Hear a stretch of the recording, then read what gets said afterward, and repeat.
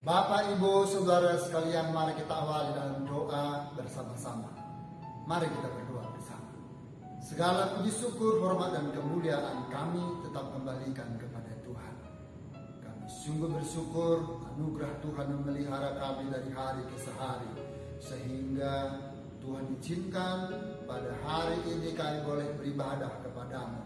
Dan sebentar lagi izinkan hamba-Mu memaparkan berita sukacita, berita firman Tuhan, dan Engkau kiranya memakai hamba-Mu Tuhan melalui Allah Roh Kudus yang mengaruniakan roh hikmat, akal budi serta pengurapan dari tempat maha tinggi. Singkapkan rasa firman-Mu, berikan kami sukacita menerima firman Tuhan, dan mohon ampun atas setiap dosa-dosa dan pelanggaran kami supaya kami berkenan di hadapan Tuhan. Amba menyerahkan paparan firman Tuhan hari ini demi satu nama yang ajaib, yakni Tuhan Yesus Kristus, penebus jiwa kami.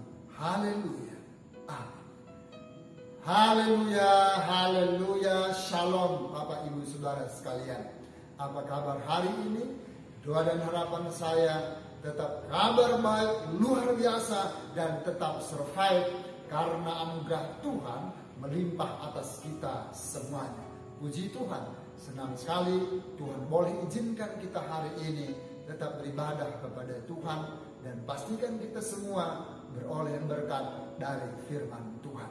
Saudara-saudara yang dikasihi oleh Tuhan, judul firman Tuhan hari ini adalah taktik iblis menjatuhkan manusia. Sekali lagi, taktik iblis menjatuhkan manusia. Saya akan membacakan satu nats firman Tuhan dalam kitab Kejadian pasal yang ketiga ayat 1 sampai 7. Kejadian pasal 3 ayat 1 sampai 7, demikian firman Tuhan. Manusia jatuh ke dalam dosa. Adapun ular ialah yang paling cerdik dari segala binatang di darat yang dijadikan oleh Tuhan Allah. Ular itu berkata kepada perempuan itu, "Tentulah Allah berfirman, semua pohon dalam taman ini jangan kamu makan buahnya, bukan?" Lalu sahut perempuan itu kepada ular itu, "Buah pohon-pohonan dalam taman ini boleh kami makan. Tetapi tentang buah pohon yang ada di tengah-tengah taman, Allah berfirman, jangan kamu makan ataupun raba buah itu, nanti kamu mati." Tetapi ular itu berkata kepada perempuan itu, "Sekali-kali kamu tidak akan mati. Tetapi Allah mengetahui bahwa pada waktu kamu memakannya, matamu akan terbuka dan kamu akan menjadi seperti Allah, tahu tentang yang baik dan yang jahat." Perempuan itu melihat bahwa buah pohon itu baik untuk dimakan dan sedap kelihatannya. Lagi pula pohon itu menarik hati karena memberi pengertian. Lalu ia mengambil dari buahnya dan dimakannya, dan diberikannya juga kepada suaminya yang bersama-sama dengan dia, dan suaminya pun memakannya. Semua yang percaya katakan amin. Puji Tuhan. Taktik iblis menjatuhkan manusia. Taktik atau siasat iblis untuk menjatuhkan manusia ke dalam dosa tentu saja dengan berbagai-bagai cara. Pertanyaannya adalah, mengapa Allah mengizinkan iblis untuk menjatuhkan manusia ke dalam dosa?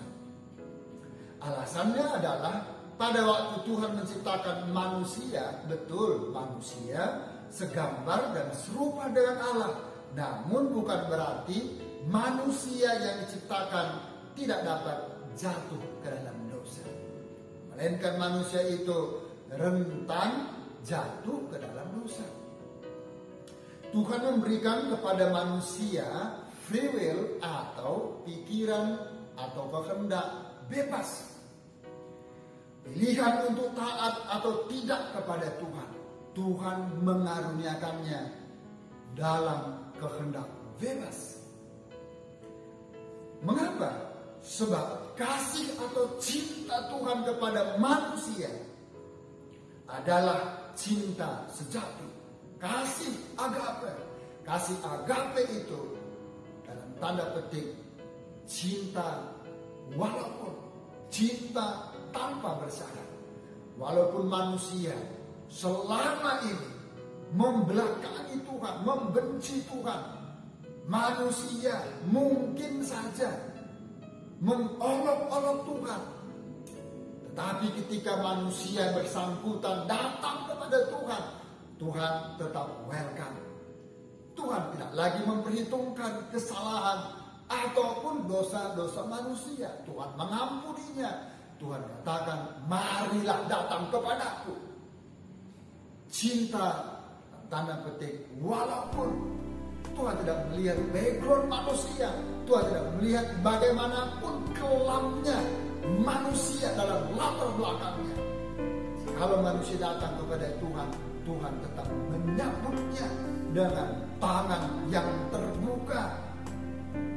Itu sebabnya cinta agape atau kasih agape, kasih Allah yang maha besar tanpa syarat. Dan cinta agape itu tanpa paksaan. Tidak ada unsur paksaan dari pihak Tuhan. Dan setiap hari Tuhan menawarkan kepada semua manusia untuk menerima kasih Allah yang maha besar itu. Saudara-saudara yang dikasihi Tuhan, Yesus sendiri sebagai manusia pernah dicobai oleh iblis seperti Adam dan Hawa.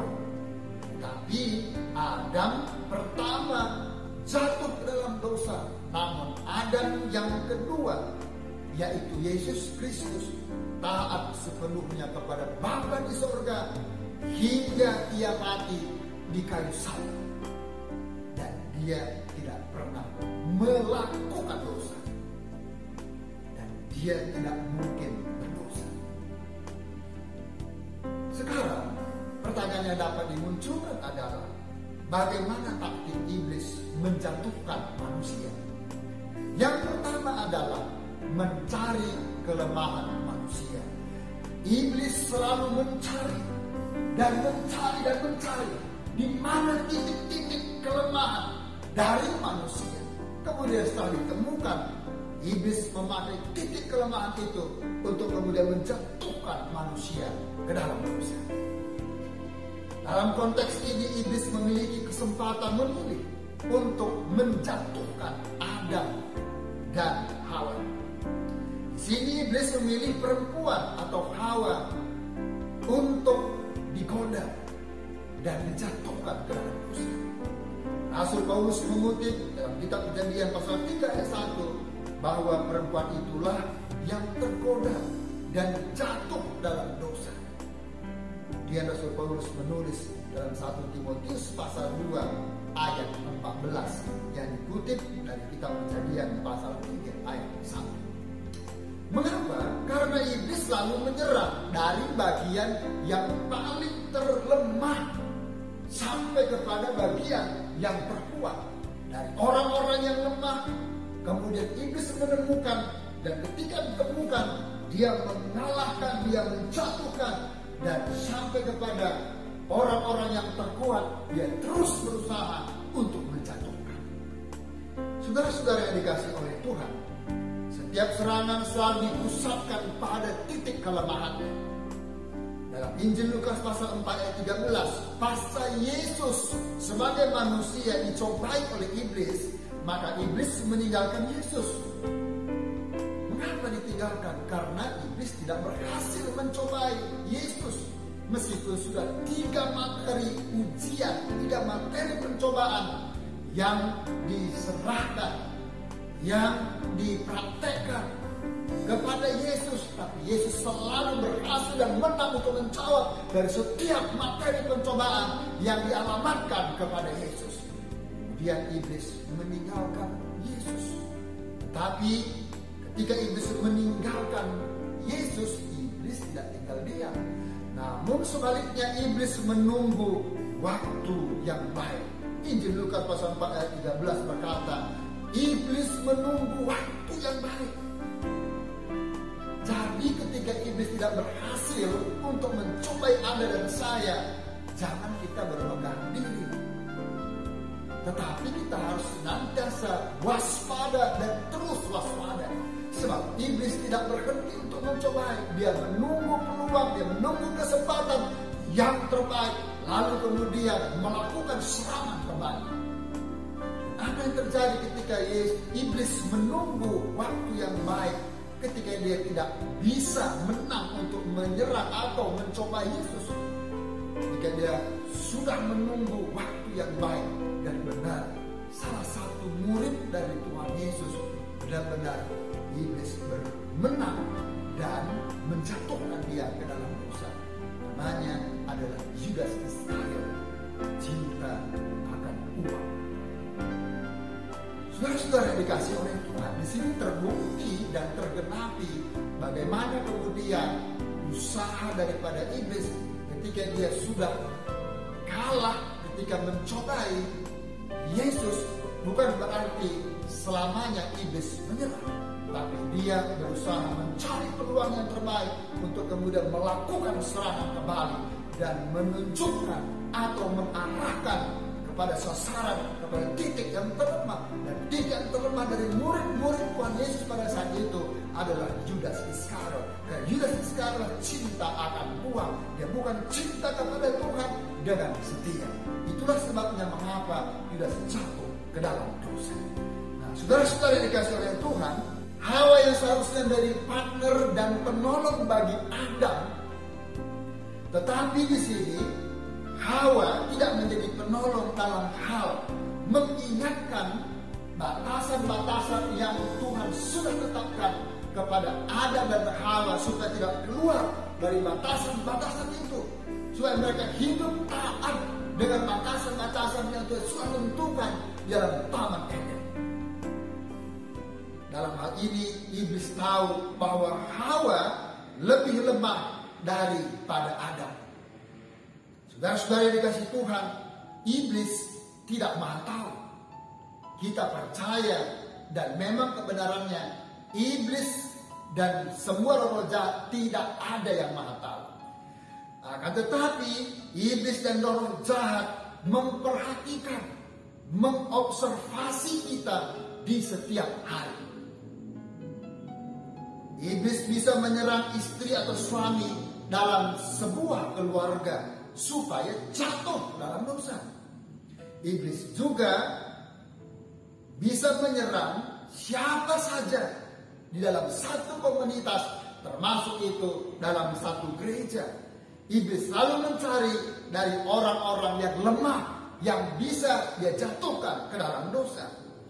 Begitu juga dalam komunitas keluarga kita masing-masing. Tidak selamanya seorang ibu atau seorang wanita yang menjadi titik yang terendah atau kelemahan yang didapat iblis yang paling rentan untuk dijatuhkan. Tapi itu bisa juga kepada pihak suami ataupun anak-anak yang paling lemah untuk didapat oleh iblis yang kemudian bisa dijatuhkan ke dalam dosa. Kalau kita suka bicara misalnya, kita bisa saja digoda dan dipakai untuk menggosipkan dan menjatuhkan orang lain. Kalau kita diberikan wewenang atau jabatan misalnya, kita bisa saja menyalahgunakannya. Dan iblis hadir di sana untuk senantiasa mengamat-amati, memperalat, menggodanya agar supaya kita bisa jatuh ke dalam dosa.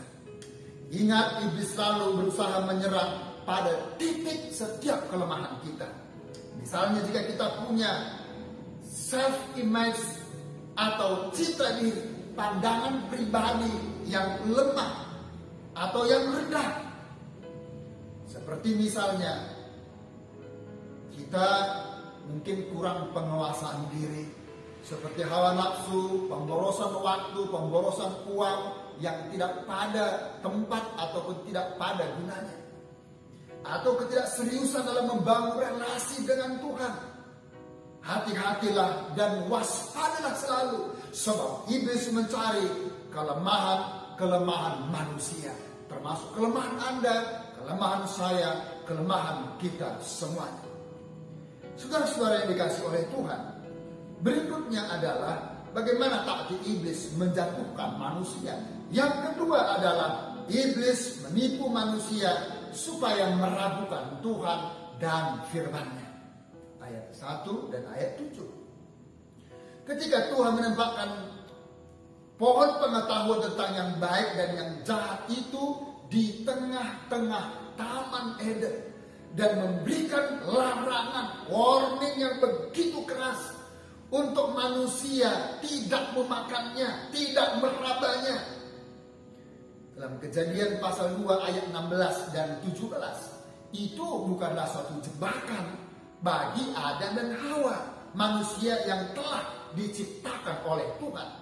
Namun Allah memberikan kebebasan penuh, kehendak atau keinginan bebas, free will kepada manusia untuk memilih dan bertindak dengan penuh konsekuensi. Apakah mereka taat atau tidak kepada Allah? Apakah mereka mengindahkan batasan-batasan yang Tuhan sudah berlakukan kepada mereka ataupun tidak? Dengan memberikan kehendak bebas kepada manusia, maka hasil akhirnya menentukan apakah mereka taat atau tidak, maka itu bisa dikenal. Saudara-saudara yang dikasih oleh Tuhan, dalam kehendak bebas itu Tuhan memberikan firman-Nya sebagai petunjuk dan parameter untuk manusia hidup. Akan tetapi iblis menipu manusia supaya mereka meragukan Tuhan dan firman-Nya.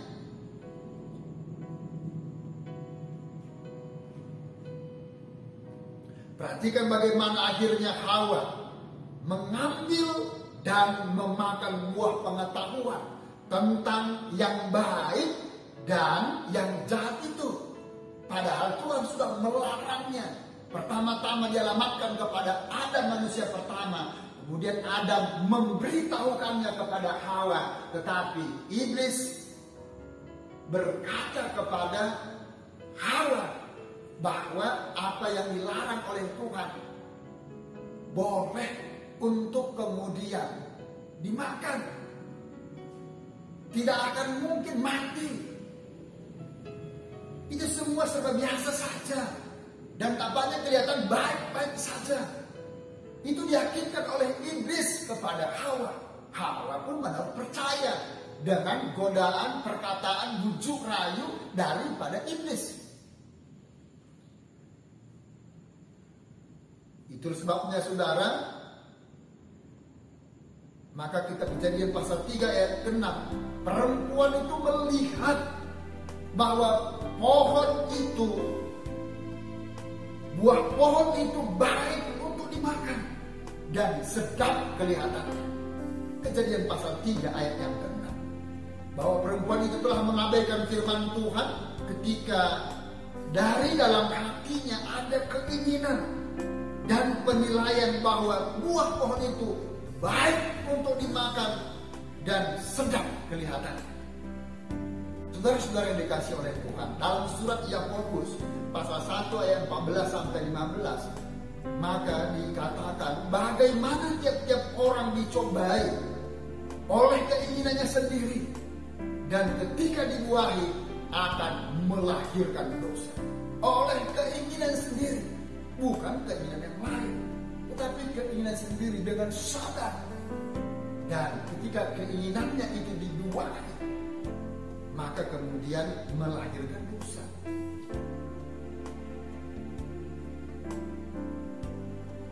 Tidak dapat dipungkiri bahwa iblis begitu lihai memperalat firman Allah. Iblis lihai memutarbalikkan firman Allah. Dari benar bisa diputarbalikkan menjadi salah. Dari salah seolah-olah bisa kemudian diputarbalikkan, kelihatannya, tampaknya itu benar. Sangat menyakitkan. Itulah kelihaian daripada iblis. Bagaimana iblis kemudian menggoda, membujuk rayu, menjatuhkan manusia ke dalam dosa.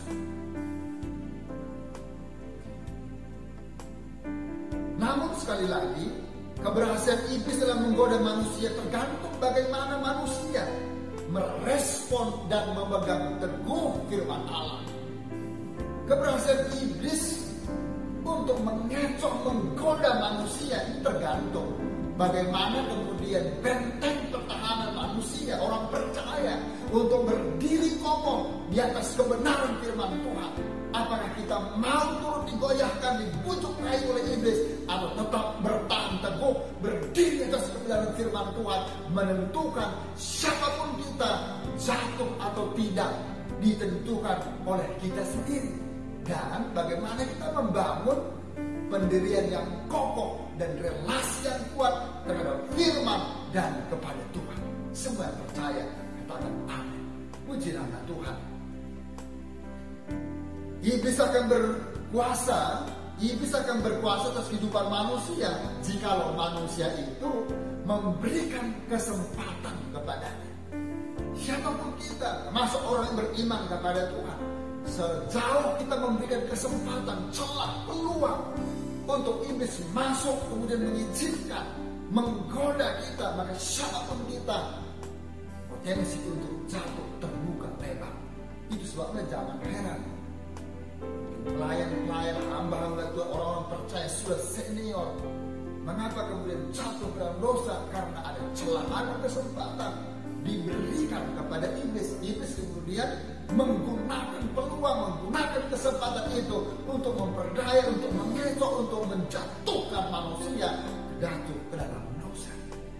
Itu sebabnya Efesus berkata pasal 4 ayat 27, jangan berikan kesempatan kepada iblis.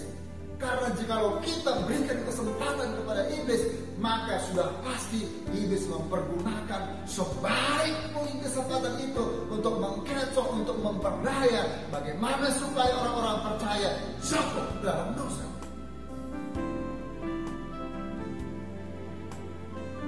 Segala macam dosa memiliki konsekuensi, dan upah dosa adalah maut. Roma 6 ayat 23. Oleh karena manusia jatuh dalam dosa, maka Tuhan menghalau manusia, itu Adam dan Hawa, keluar dari Taman Eden dengan hidup bersusah payah di luar area Taman Eden.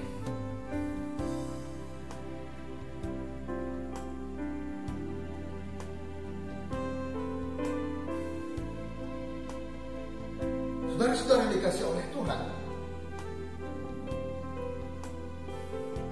Tuhan harus mengusir manusia jatuh dalam dosa, keluar dari Taman Eden, agar supaya mereka jangan mengambil buah pohon kehidupan yang ada di tengah-tengah Taman Eden itu, supaya mereka tidak hidup untuk selama-lamanya. Kejadian pasal 3 ayat 22 dan 23. Penderitaan, kesukaran, sakit, penyakit hingga kematian adalah konsekuensi dari dosa. Sebuah konsekuensi yang diterima manusia ketika mereka mengabaikan perintah Tuhan. Dan bukan saja kesukaran atau kesusahan atau kematian yang menjadi konsekuensi manusia jatuh dalam dosa, tetapi ada satu keterpisahan antara manusia Adam Hawa dengan Sang Pencipta Tuhan, Sang Khalik langit dan bumi. Keterpisahan itu merupakan satu malapetaka yang paling buruk yang pernah dialami oleh manusia. Oleh sebab itu, saudara, kitab Yesaya mencatat pasal yang ke-9 ayat 1 dan 2, bahwa tanganku bukan kurang panjang untuk menolong, telingaku bukan kurang tajam untuk mendengar seruan doa umatnya, tetapi dosalah yang memisahkan manusia yang jahat terhadap Tuhan. Dosa yang memisahkan manusia dengan Tuhan. Dan itu diawali ketika manusia pertama Adam dan Hawa jatuh ke dalam dosa. Konsekuensinya mengalami keterpisahan antara manusia dengan Tuhan. Dan itu adalah malapetaka yang paling buruk yang pernah dialami oleh peradaban manusia. Dalam hal ini adalah Adam dan Hawa.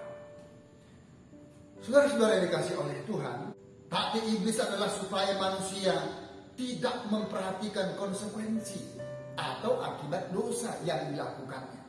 Setiap perintah dari Tuhan selalu ada akibat. Namun iblis pintar. Dia membuat kita meragukan firman Tuhan sehingga kita goyah dan mempercayai kebohongan dan tipu muslihatnya. Itu yang sering terjadi, yang diperagakan, yang dipraktekkan oleh iblis kepada manusia dari generasi kepada generasi sampai generasi kita hari ini dan generasi yang akan datang. Perhatikan kita Kejadian pasal 3 ayat 2 dan 7. Kejadian pasal 3 ayat 2 sampai 7. Bahwa apa yang diperintahkan Tuhan adalah pengulangan dari apa yang disampaikan Hawa dalam kitab Kejadian pasal 2 ayat 16 sampai 17. Tampaknya sedikit berbeda, namun akibatnya sangatlah fatal. Mengapa? Karena firman Tuhan yang sudah disampaikan sebelumnya, Kejadian pasal 2 ayat 16 sampai 17, Tuhan sudah memberikan batasan-batasan yang jelas, aturan-aturan yang sangat jelas, yakni buah pengetahuan yang baik dan yang jahat yang ada berada di tengah Taman Eden. Manusia tidak boleh meraba apalagi memakannya.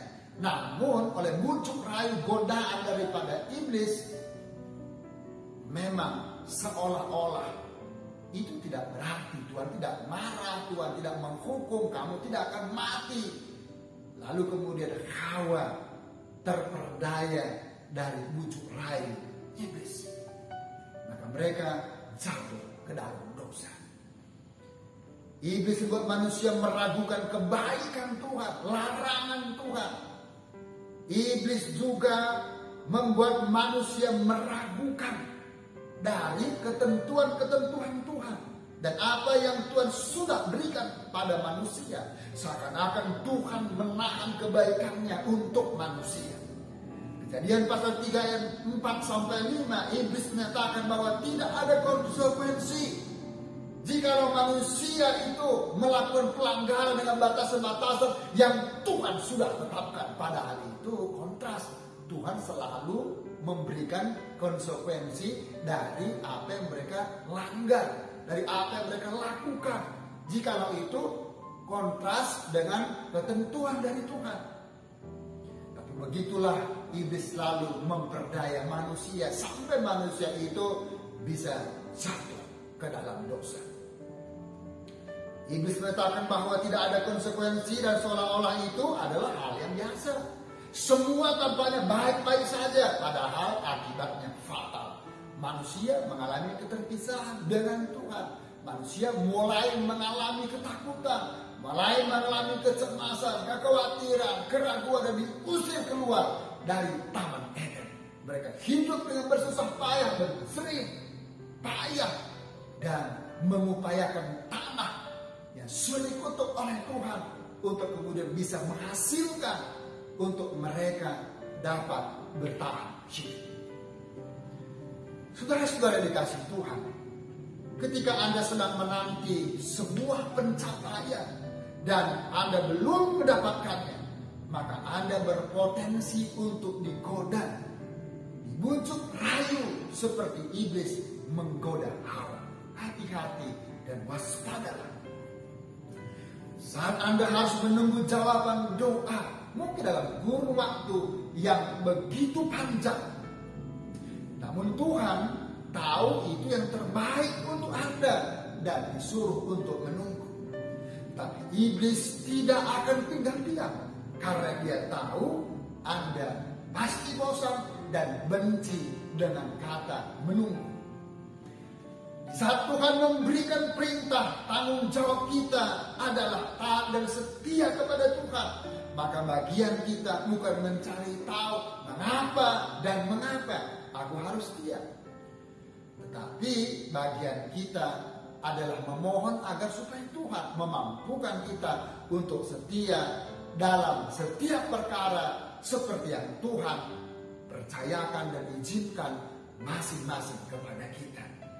Ingat bahwa Abraham selalu taat pada perintah Tuhan dan tidak pernah bertanya, mengapa Tuhan kau tuntut aku ke alamat yang tidak jelas dan tanpa alamat, ke satu titik yang saya tidak tahu di mana akan saya temukan. Abraham tidak pernah menggunakan kata tanya, mengapa, mengapa, mengapa. Dia selalu taat, selalu taat, selalu taat. Bahkan ketika momentum anak tunggalnya, anak satu-satunya, yaitu Ishak, diminta Tuhan untuk dikorbankan, dia juga mentaati. Begitu juga dengan Tuhan Yesus. Dia taat kepada Bapa di surga. Bahkan Yesus berkata, makananku adalah melakukan kehendak Bapa di surga. Itu sebabnya Yesus taat. Bukan hanya sesaat, bukan hanya waktu-waktu tertentu, tapi Yesus taat sampai dia mati di kayu salib. Hembuskan napas yang terakhir dengan berkata, sudah selesai, the end. Dia tetap taat kepada Bapa di surga. Saudara-saudara yang dikasihi oleh Tuhan, saat iblis menggoda, jangan pernah kompromi dengannya dan jangan pernah beri kesempatan kepadanya. Karena ketika kita kompromi dan memberikan kesempatan kepada iblis, maka pada saat itu pola pikir kita berpotensi akan berubah dan rentan untuk jatuh ke dalam dosa. Kejadian 2:7 dikatakan, tapi pohon pengetahuan yang baik dan yang jahat itu janganlah kamu makan buahnya, sebab pada hari kau makannya pastilah engkau mati. Namun karena bujukan dan rekomendasi iblis, maka Hawa jatuh ke dalam dosa. Dia tidak lagi mengindahkan firman Tuhan yang disampaikan oleh Adam kepadanya, tapi dia lebih condong, lebih yakin akan perkataan iblis yang membuat dia diperdaya dan jatuh ke dalam dosa. Apakah Anda sedang meragukan kebaikan Tuhan saat ini? Apakah Anda sedang menanti sebuah jawaban doa yang belum dijawab, meskipun dalam kurun waktu yang sudah begitu panjang? Apakah Anda sudah berlelah-lelah menantikan jawaban doa dari Tuhan? Apakah Anda setengah menunggu pencapaian impian-impian yang belum terwujud sampai hari ini? Hati-hati dan waspadalah, karena pada saat itulah kita semua rentan menjadi lemah dan iblis selalu siap sedia untuk menggoda dan menjatuhkan Anda dan siapapun kita. Percayalah kepada Tuhan dan tetap taatilah firman-Nya. Jangan mau kompromi dengan memberikan kesempatan kepada iblis, walaupun itu hanya titik celah yang begitu kecil. Jangan pernah berikan kesempatan kepada iblis, karena kita sangat rentan untuk kemudian meragukan kebaikan Tuhan dan berpotensi jatuh ke dalam dosa. Saudara-saudara yang dikasihi oleh Tuhan, hati iblis menjatuhkan manusia dengan mencari kelemahan kita, dan iblis menipu manusia supaya meragukan Tuhan dan firman-Nya. Percayalah kepada Tuhan dan tetap mengandalkan firman-Nya. Tuhan Yesus memberkati kita. Mari kita berdoa bersama-sama. Bapa Surgawi, dalam nama Yesus kami bersyukur buat firman